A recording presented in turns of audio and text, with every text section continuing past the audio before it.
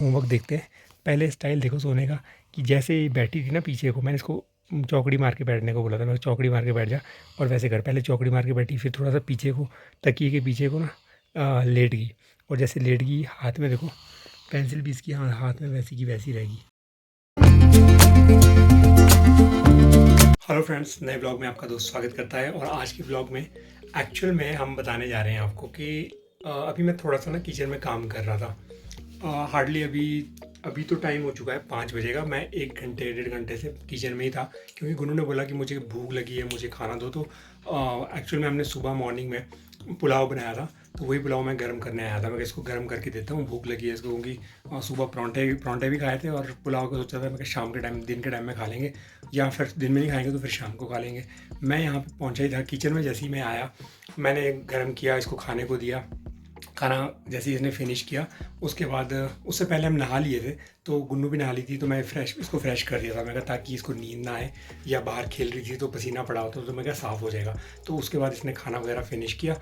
खाना फिनिश करने के बाद मैंने इसको थोड़ा सा होमवर्क दिया। मैं कहा उतनी देर में मैं अंदर सफाई करता हूँ किचन की, और जितनी देर में किचन की सफाई होगी उतनी देर में इसका जो अभी एग्ज़ाम है मंडे को इंग्लिश का, तो वो भी उसकी तो तैयारियां हो जाएगी। तो मैंने इसको थोड़े से वेजिटेबल्स नेम दिए, फ्रूट्स नेम दिए, और कुछ थोड़ा बहुत और दिया। तो वही मैंने इसको ऐड करके दे दिया। आप इसकी कॉपी में कर, तो इसको कर, और उतनी देर में मैं सफाई करता हूँ। मैं किचन में आया था, 5-7 मिनट हुए थे अभी मुझे किचन में पहुँचे हुए। मैं यहाँ पे सफाई कर रहा था पूरी इसकी। मैं इसको देख भी रहा था बार बार कि ये कर रही है कि नहीं कर रही है। बोल रही है मैं कर रही हूँ। मैं कहा हो गया तेरा फिनिश, हो गया। मैंने इसको बोला कि हो गया तेरा फिनिश। इसने बोला हाँ होने वाला है, बस मैं अभी कर रही हूँ। मैं जल्दी जल्दी कर, मेरे पास मैं थोड़ा सा ही रह गया, 2-4 मिनट का काम, और जैसे काम फिनिश होता है मैं तेरे पास आ रहा हूँ। और इसने बोला ठीक है पापा। और मैंने जैसी नज़र फेरी, मैं थोड़ा कुछ काम लगा करने, हार्डली 2 से 2.5। ओह शिट, एक्चुअल में लाइट ही चली गई, और लाइट जाने की वजह से पूरा अंधेरा हो गया। लाइट आ गई फिर से दोबारा। तो चलिए, कोइंसिडेंस है, बार बार जा रही है, बार बार आ रही है, फिर से दोबारा लाइट चली गई है। आज बारिश का मौसम है, और लगातार हर 10 मिनट बाद, 15 मिनट बाद लाइट आ रही है, जा रही है, जा रही है, मतलब ऐसी आँख मिचोली खेल रही है। तो मैं आपको बता रहा था कि जैसे ही मेरे को 5 मिनट, 2 मिनट, 2.5 मिनट या 3 मिनट मैक्सिमम हुए होंगे नज़र फेरे हुए, मैं जब दोबारा इसको देखने के लिए उठा, तो ये तब तक सो चुकी थी। मतलब इसने बुक्स भी हाथ में पकड़ी थी, अपनी नोटबुक जिसमें काम करी थी, पेंसिल भी हाथ में पकड़ी थी, और वैसी की वैसी मैं आपको दिखाता हूँ। और इसको नींद भी आ गई है वैसे ही। तो मतलब थकी हुई थी इतनी, तो सोच रही थी कि रेस्ट करना है, लेकिन इसने बोला नहीं मुझे कि मुझे रेस्ट करना है। एकदम से इसको नींद आ गई। चलिए पहले आपको दिखाता हूँ गुन्नू को कि गुन्नू कैसे सोई है, और इसने होमवर्क कितना फिनिश किया। मैंने भी अभी तक चेक नहीं किया, क्योंकि मैं जैसे ही आया मैंने सबसे सोचा पहले वीडियो बनाता हूँ और इसका दिखाता हूँ कि इसने होमवर्क कितना किया है। और इसका स्टाइल देखो सोने का, वैसे ही नींद आ गई। मतलब जब बच्चे को नींद आती है ना, तो फिर वो किसी भी कंडीशन में सो जाता है, चाहे उसका कंडीशन फिर वो, चाहे वहाँ पे शोर हो, शराबा हो, ढोल बज रहे हो, कुछ भी बज रहे हो, लेकिन उसको उस चीज़ से कोई लेना देना नहीं होता। तो चलिए आपको गुन्नू दिखाता हूँ। और खराटे ले रही है, मज़े से सो रही है। तो ये लीजिए दोस्तों, गुन्नू यहाँ पे मज़े से सो रही है। देखिए इसको नींद आ गई है। मैं इसको ज़्यादा डिस्टर्ब नहीं करूँगा। मैं इसको ज़्यादा डिस्टर्ब नहीं करूँगा, क्योंकि अगर मैं ज़्यादा ज़ोर से बोलूँगा ना, तो इसको, इसकी नींद खुल भी सकती है। मैं चाहता हूँ कि ये थोड़ी देर सो जाए। अभी टाइम जो हुआ है ना हमारी घड़ी में, वो हुआ है 5:15 के आसपास। ये 5 के आसपास सो गई थी, और उसके बाद मैंने इसको सीधा सोने दिया। मैं कहा इसको उठा के कोई फ़ायदा नहीं है। अगर आधा पौना घंटा या 1 घंटा भी सो जाएगी, तो इसकी नींद काफ़ी हद तक पूरी हो जाएगी। तो उसके बाद फिर शाम को पढ़ना भी है, और फिर 1 दिन 2 दिन बाद इसका एग्ज़ाम भी है, तो फिर अच्छे से हो जाएगी। अगर सोएगी नहीं तो डिस्टर्ब रहेगी और चिड़चिड़ी रहेगी। तो मैंने इसको सोचा चलिए इसका होमवर्क देखते हैं। पहले स्टाइल देखो सोने का कि जैसे ही बैठी थी ना पीछे को, मैंने इसको चौकड़ी मार के बैठने को बोला था। मैं चौकड़ी मार के बैठ जा और वैसे कर। पहले चौकड़ी मार के बैठी, फिर थोड़ा सा पीछे को, तकिए के पीछे को ना लेट गई। और जैसे लेट गई, हाथ में देखो पेंसिल भी इसकी हाथ में वैसी की वैसी रहेगी। मुंह देखो वैसे ही। अब इसको सही करता हूँ। इसका बिस्तर यहाँ पे है, इसने बुरा हाल किया है देखो बिस्तर का। अपने बिस्तर पे इसने जो इसके नीचे बिछाते हैं ना, ताकि कहीं शू ना कर दे, या कुछ कुछ भी हो, अगर करे तो इसी में गीला हो जाए। पर वैसे करती नहीं है, कभी कभार बीच में, मतलब 2-3 महीने में ठंड लग गई है, कुछ हो गया, तो ये शू वगैरह करती है, अदरवाइज़ वैसे तो नहीं करती। तो इसका ये बिछाने को है, अभी इसको बिछाता हूँ उसके बाद। लेकिन पहले सोचा कि आपको ये दिखा देता हूँ। तो होमवर्क इसका जो है ना, वो इसने ये होमवर्क किया हुआ। मैंने इसको बॉडी पार्ट्स नेम दिए थे ऊपर टॉप में, और उसकी साउंड्स दी थी कि लिख, और नीचे दिए थे वेजिटेबल्स नेम और फ्रूट्स नेम। फ्रूट्स नेम तो पूरे के पूरे खाली पड़े थे। अभी आप देखेंगे यहाँ पे तो फ्रूट्स नेम ये वाले पूरे खाली है, ये वाले वेजिटेबल्स नेम है यहाँ पे। वेजिटेबल्स नेम में इसने पीज़ लिखा है, PEAS, और बीन्स लिखा है, रेडिश लिखा है, आपको समझ नहीं आएगा, मुझे भी समझ नहीं आ रहा है। तो डॉक्टर लैंग्वेज है पूरी लिखी हुई इसने, बहुत मतलब इतना वो गंदा गंदा लिख रही है ना आजकल। और टर्निप लिखा है यहाँ पे। बाकी 5 पे पहुँची थी उतने को, क्योंकि इसने बोला कि 6 वेजिटेबल्स नेम करवाए हुए, तो इस पर आई थी उतने को नींद आ गई इसको। उसमें ऊपर बॉडी पार्ट्स नेम में इसको देखो फेस लिखाया था और साउंड लिखी थी एस, हैंड लिखा था ह एंड ड। मतलब ये ना होमवर्क तो कर लेती है वैसे, इसको जो भी देना हो। राइटिंग इसकी थोड़ी सी ख़राब होगी, जब से नर्सरी में अच्छी थी, केजी में आने के बाद इसने जल्दी जल्दी के चक्कर में ना इसका पतंगड़ बना दिया। चलिए ये तो बाद में देखते हैं, होमवर्क तो होता रहेगा। पहले इसको सुला देते हैं, पहले वहाँ पे इसको बिस्तर करता हूँ और इसको ना अच्छे से सीधे से सुला देता हूँ, ताकि इसकी नींद आधे पौने घंटे में पूरी हो जाए।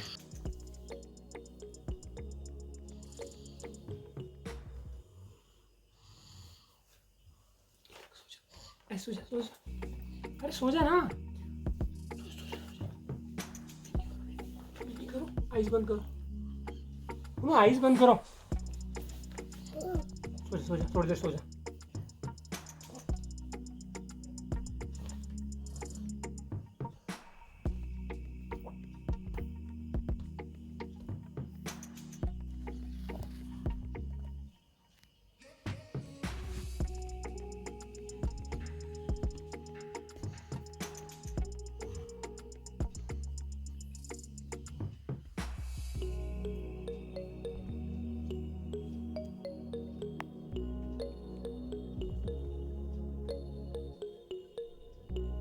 सो जा।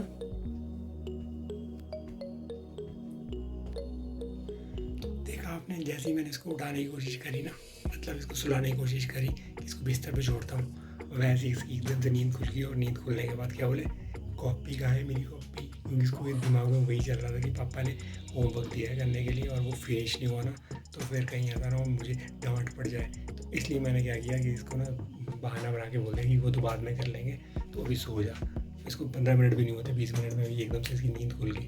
तो ऐसा होता है कई बार कि बच्चों को ना नींद आ रही होती है, लेकिन हम चाहता तो मैं इसको उठा भी देता था, लेकिन मुझे पता है कि उठा देता ना तो ये रात को फिर तंग करती, खासकर इस चीज़ को लेके कि मेरे से स्टडी नहीं हो रही है, आंखें बंद होती है इसकी। तो अभी सही ऑप्शन यही है कि इसको ना अभी सोने देते हैं आधा पौना घंटा 1 घंटा, और उसके बाद इसका नेक्स्ट जो है अपडेट वो शुरू करेंगे। तो मेरा किचन का वर्क पूरा हो चुका है। एक्चुअली में अभी 5 साढ़े 5 हो चुके हैं और ये टाइम हमारा लाइक घूमने का होता था कि हम घूमने जाते थे, लेकिन मौसम इतना ख़राब है बाहर, आप देख रहे हैं कि हर जगह से ना, मतलब हिमाचल के हर एक कोने से आप कहीं से भी देख लीजिए बहुत बारिशें हो रही है। और इन बारिशों के मौसम में खासकर मैं यही एडवाइस दूंगा, जितने भी हमारे व्यूवर्स हैं जो अदर स्टेट में रहते हैं, मतलब अदर स्टेट से घूमने के लिए खासकर पहाड़ों में आते हैं, वो अभी अवॉइड करें, क्योंकि हर तरफ से रोड, क्योंकि आप अगर चंडीगढ़ से वाया कीरतपुर होते हुए अगर सोच रहे हैं मनाली की तरफ, मनाली में आपने पहले ही देख लिया है, मनाली मणिकर्ण पूरा डैमेज हो चुका है मंडी से लेकर। तो पहाड़ों पे आने से गुरेज करें, ना आए, कोशिश करें कि अभी इन दिनों में बरसात के मौसम में, जब तक मौसम बिल्कुल क्लियर नहीं होता तब तक घर पे रहें।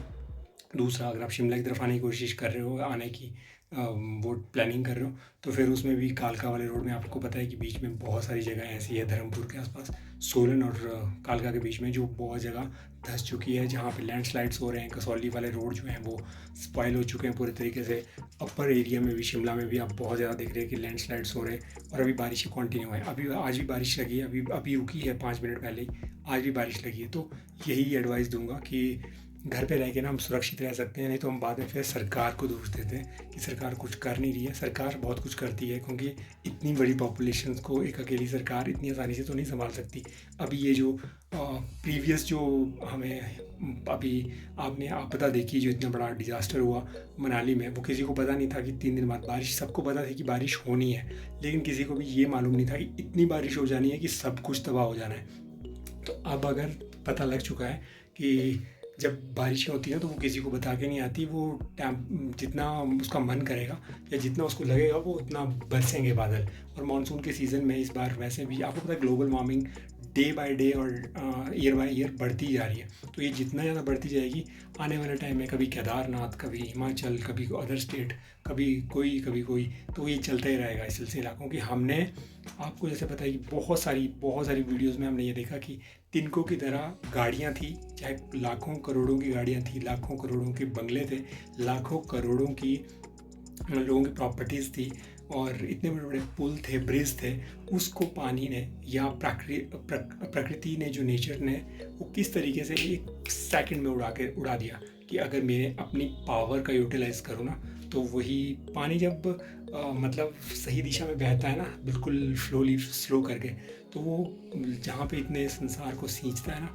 जब वही एक बार रुद्र रूप धारण कर लेता है तो फिर वो ख़त्म भी वैसे ही कर देता है। पर चलिए, हम यही भगवान से दुआ करेंगे कि जिनके परिवार, जिन्होंने अपने सगे संबंधी खोए हैं, या जिन्होंने अपनी प्रॉपर्टीज़, या जिनके घर मकान इस पूरी डिज़ास्टर में डूबे हैं, ख़त्म हुए हैं, उनको भगवान ताकत दे और उनको गवर्नमेंट की तरफ से भी कुछ ना कुछ मिले उसमें, कि वो अपने आप को सर्वाइव कर सके और अपने नए बिजनेस शुरू कर सके। मनाली को तो अभी सर्वाइव करने में बहुत टाइम लगने वाला है, क्योंकि जितना बड़ा डिज़ास्टर रोडों को लेके वहाँ पे हुआ है, रोड्स को लेके और अपने प्रॉपर्टीज़ को लेके, होटल्स को लेके या घरों को लेके हुआ है, वो एकदम से फुलफिल होने वाला नहीं है। केदारनाथ में देख लीजिए कितना टाइम लगा, कितने साल लगे, अभी भी वो पूरा तरीके से उस तरीके से नहीं बन पाया जो सुंदरता पहले थी।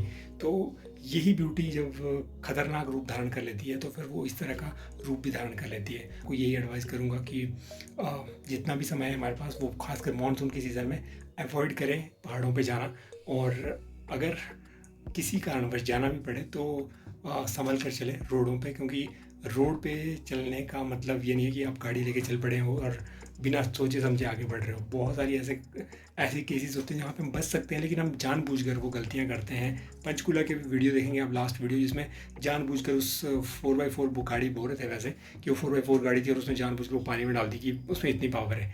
पानी, हवा, आग, ये ऐसी चीज़ें हैं, जब वो वही भीषण रूप धारण कर लेती है ना, तो उसके बाद फिर उसके आगे किसी की नहीं चलती। तो सेम वही हुआ वहाँ पे भी, वो गाड़ी कैसे बहगी, ये तो भगवान का शुक्र है कि वो इंसान बच गया, निकल गया उससे, लोगों ने मतलब उसको बचा लिया कैसे न कैसे तरीके से। तो कोशिश कीजिए कि जितनी भी नेचर के अगेंस्ट में खेलने की कोशिश ना ही करें तो सही है, नहीं तो आने वाले टाइम में ना, अभी ये सिर्फ डेमोस्ट्रेशन है कि डेमो मिला है लोगों को। भगवान ने एक बार बता दिया है कि सुप्रीम पावर जो है ना वो एक ही है। अगर इस सुप्रीम पावर को छेड़ने की कोशिश करोगे, या इस सुप्रीम पावर के बनाए हुए प्रकृति के जितने भी हमारे इस अर्थ पे जितनी भी चीज़ें हैं जो नेचर ने यूटिलाइजेशन के लिए बनाई थी, अगर उसका हम दुरुपयोग करना शुरू कर देंगे, जैसे पेड़ों की कटाई हो गई, या फिर पॉल्यूशन हो गया, या फिर पहाड़ों को काटना हो गया, पहाड़ों को हम इतना खोद रहे हैं, काट रहे हैं, पेड़ों को काट रहे हैं, टनल्स की जगह रोडों को पूरा मतलब पहाड़ों को गंजा कर दिया है, तो कहीं ना कहीं उस चीज़ का असर मिलेगा देखने को। और वो सिर्फ एक स्टेट नहीं भुगतेगा, उस चीज़ को पूरे के पूरे जितने भी स्टेट हैं ना, चाहे वो हिमाचल में अगर बारिश होगी तो उसका असर जो है वो लास्ट जहाँ तक ये नदियाँ बहती हुई जाती है ना, चाहे पंजाब, हरियाणा, दिल्ली, या इससे आगे यूपी, किसी भी स्टेट में जब वो नदी घुसेगी, खासकर इस भीषण और विकराल रूप धारण करके, तो फिर सबको असर करेगी। तो उसमें ये चीज़ सोचने वाली नहीं है कि हिमाचल से कोई चीज़ होती है तो वो असर वहाँ करेगी। हर चीज़ का अफेक्ट जो है वो हर स्टेट में पड़ता है। तो कोशिश कीजिए दोस्तों, वीडियो को ज़्यादा लंबा हो गया, एक्चुअली में वीडियो कहीं और थी और हम पहुँच कहीं और गए, लेकिन ये ज़रूरी था क्योंकि पिछले काफ़ी टाइम से लेकर, पिछले एक हफ्ते से लेकर हम बात कर रहे हैं इस बारे में, काफ़ी सारी वीडियोस देख रहे थे, तो सोचा कि आज एक वीडियो, छोटी सी वीडियो ना इस बारे में भी बता दें कि खासकर जो ये मानसून सीज़न है, इसमें अपने आप को सेफ करके रखें, क्योंकि बहुतों के घर उजड़े हैं। तो हम भगवान से ये अरदास करते हैं कि उनको सहने की शक्ति दे, और हमें अगर आज ये मौका बख्शा है कि हम अपने घरों में सुरक्षित हैं, खासकर इन चीज़ों को लेके, तो घटना किसी के साथ भी हो सकती है, वो मैटर नहीं करती। अगर हम भी उस जगह पर होते शायद घटना हमारे साथ भी होती, लेकिन भगवान ने हमें अभी अपने घर पे रखा है, और हम जितने भी लोग इस वीडियो को देख रहे हैं वो भी अपने घरों में सेफ़ है। तो कोशिश कीजिए कि अगर हम अपने आप सेफ़ है तो भगवान से शुक्रगुजार करें कि हमें और ताकत दे, और हम कोशिश करें कि नेकी करते जाएं और बदी से टलें, मतलब हम पुण्य करते जाएं और उस पुण्य की भागीदारी, फल की इच्छा ना करें, फल तो मिल ही जाएगा। तो हर जगह पे जहाँ पे भी हमें मौका मिले वहाँ पे हम अपना योगदान ज़रूर दें। इस संसार में जितनी भी प्रॉब्लम्स आती हैं उसमें खड़े रहें, कोशिश करें कि लोगों की हेल्प करें किसी भी रूप में। तो चलिए, take care, bye bye, see you, मिलेंगे आपसे एक नए ब्लॉग में। और गुन्नू सो गई है, जैसे मैंने आपको बताया, 5 मिनट की नींद थी लेकिन उठ गई थी वो एकदम से, और लास्ट में मैंने उसको सुला दिया। अभी सो रही है वो, अंधेरा है, मैंने रूम में, बाहर वाले रूम में रखा हुआ। तो अब मैं भी अपना काम कर लेता हूँ, अगला काम। और take care, bye bye, see you, और मिलते हैं आपसे एक नए ब्लॉग में। तब तक के लिए बाय बाय, शब्बा खैर।